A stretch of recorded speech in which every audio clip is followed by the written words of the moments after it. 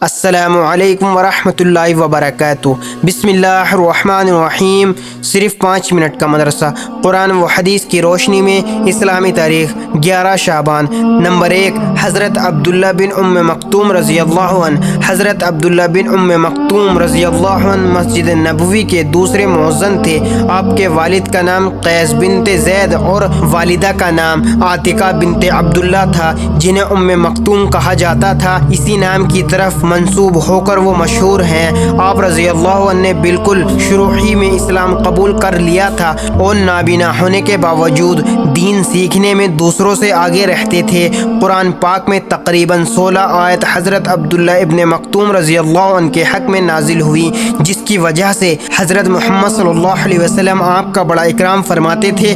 جب مدینہ منورہ میں تعلیم کے لیے مصعب بن عمیر رضی اللہ عنہ کو حضرت محمد صلی اللہ علیہ وسلم نے روانہ کیا تو حضرت عبداللہ رضی اللہ عنہ بن مکتوم ان کے ساتھ تھے۔ حضرت محمد صلی اللہ علیہ وسلم مدینہ منورہ سے باہر تشریف لے جاتے وقت انہیں مدینہ میں اپنا نائب مقرر کرتے تھے۔ فتح مکہ کے موقع پر حضرت محمد صلی اللہ علیہ وسلم نے مدینہ میں حضرت عبداللہ بن مکتوم رضی اللہ عنہ ہی کو اپنا نائب بنایا تھا۔ وہ نابینا ہونے کے باوجود ہر وقت اللہ کے راستے میں جانے کے لیے تیار رہتے تھے۔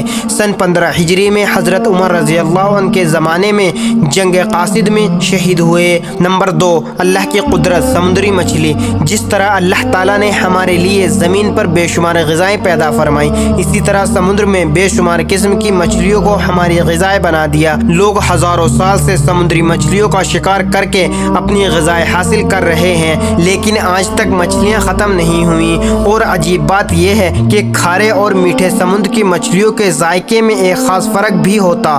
بے شک یہ اللہ کی قدرت اور بندوں پر اس کی بڑی عنایت ہے، جس نے ان کے لیے مچھلی جیسی اہم غذا کا انتظام فرمایا۔ نمبر 3، ایک فرض کے بارے میں، کھڑے ہو کر نماز پڑھنا۔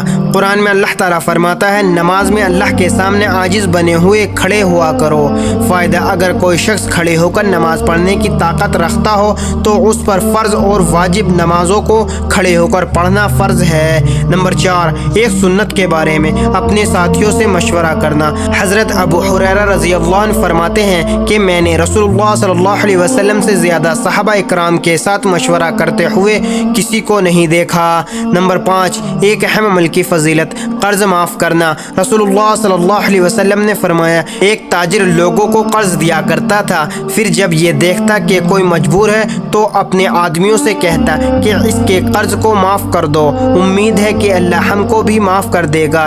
جب وہ مر گیا تو اللہ تعالیٰ نے اس کی مغفرت فرما دی۔ نمبر 6، ایک گناہ کے بارے میں، اپنے علم کو چھپانا۔ رسول اللہ صلی اللہ علیہ وسلم نے فرمایا، اگر کسی شخص سے کوئی علم دین کی بات پوچھی گئی اور اس نے اس کو چھپایا، حالانکہ وہ چیز اس کو معلوم ہے، تو قیامت کے دن اس کے منہ میں آگ کی لگام دی جائے گی۔ نمبر 7، دنیا کے بارے میں، انسانوں کی حرص و لالچ۔ رسول اللہ صلی اللہ علیہ وسلم نے فرمایا، اگر آدمی کے پاس مال و دولت کی 2 وادیاں ہوں تو وہ تیسری کی طلب کرے گا، اور آدمی کا پیٹ تو صرف قبر کی مٹی ہی بھر سکتی ہے۔ نمبر 8، آخرت کے بارے میں، اہل جنت کا کھانا پینا۔ قرآن میں اللہ تعالیٰ فرماتا ہے، یقیناً اللہ تعالیٰ سے ڈرنے والے امن کی جگہ میں ہوں گے، یعنی باغوں اور چشموں میں باریک اور موٹے ریشم کا لباس پہن کر ایک دوسرے کے سامنے بیٹھے ہوں گے۔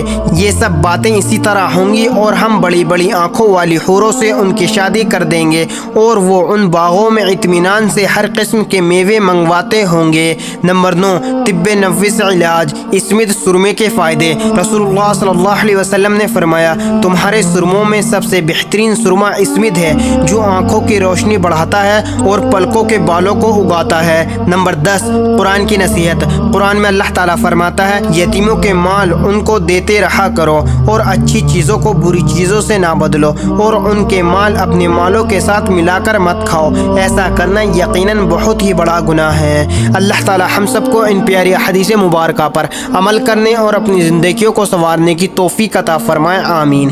مزید اسی طرح کی اسلامک ویڈیو کے لیے اگر آپ نے ابھی تک ملک شاہ چینل کو سبسکرائب نہیں کیا تو سبسکرائب کر لیں، اور ویڈیو کو لائک اینڈ شیئر ضرور کریں۔ جزاک اللہ، شکریہ۔